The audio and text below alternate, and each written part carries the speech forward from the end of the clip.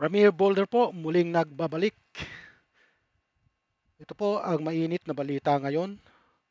Ayon po sa excuse me.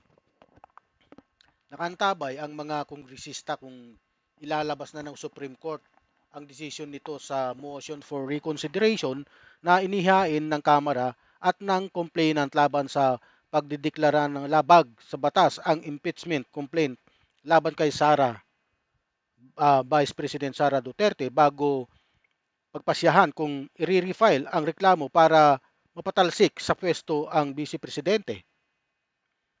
Sa February 6, magda-lapse ang 1-year period ng pagbabawal na maghain muli ng impeachment complaint laban kay VP Sara.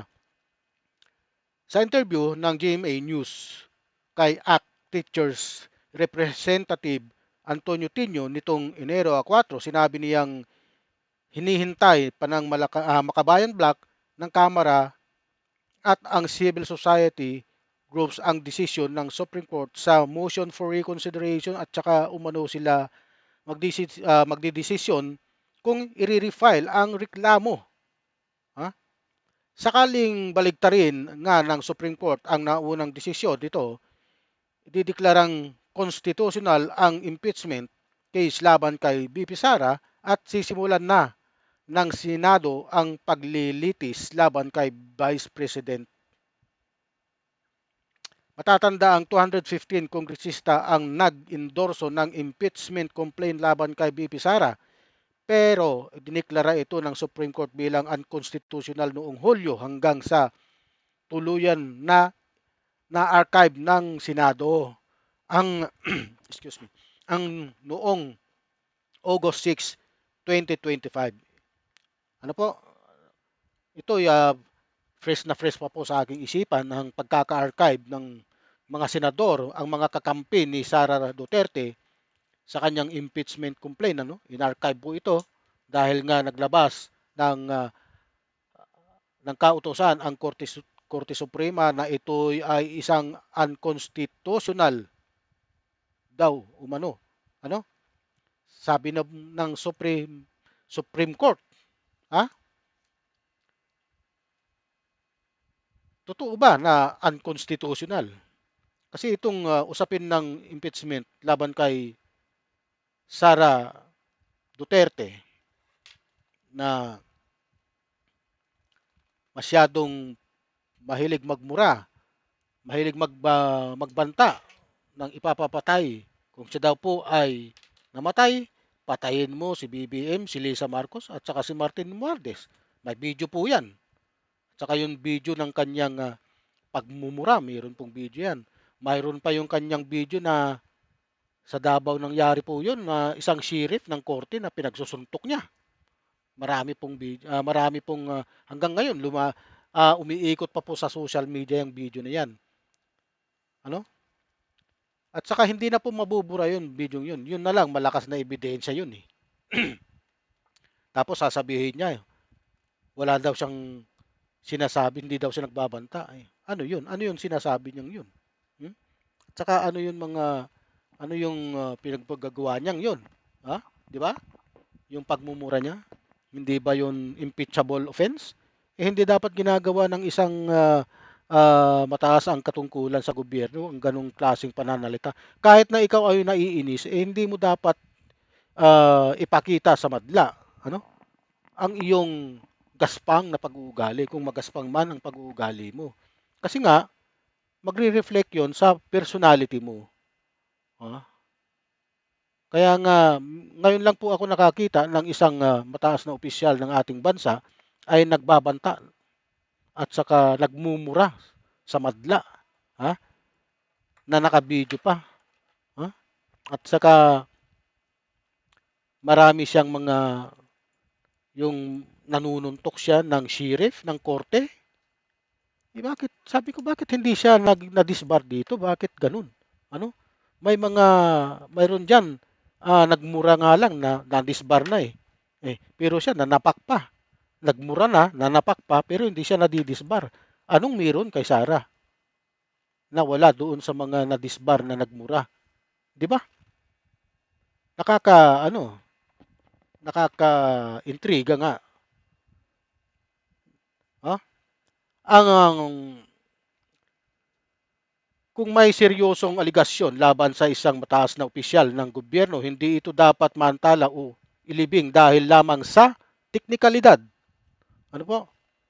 Teknikalidad, impluwensya o takot sa publiko na backlash. Ha? Para sa kanila, ang pag-usad ng impeachment ay simbolo ng may pananagutan ang kapangyarihan at walang posisyon kahit vice president ang dapat maging untouchable. Ngunit sa kabilang banda, mahalagang igiit na ang impeachment ay hindi simpleng political weapon o paraan para magpabagsak ng kalaban. Ito ay isang constitutional na proseso na may malinaw na limitasyon gaya ng one-year bar rule na sadyang inilagay upang pigilan ang pag-aabuso at walang katapusang destabilization ng gobyerno. Dito pumapasok ang papel ng Supreme Court. Ang hinihintay na desisyon ay hindi lang tungkol kay Sara Duterte bilang individual kundi tungkol sa tanong na ito. Ha? Mas mahalaga ba ang political urgency o ang mahigpit na pagsunod sa saligang batas?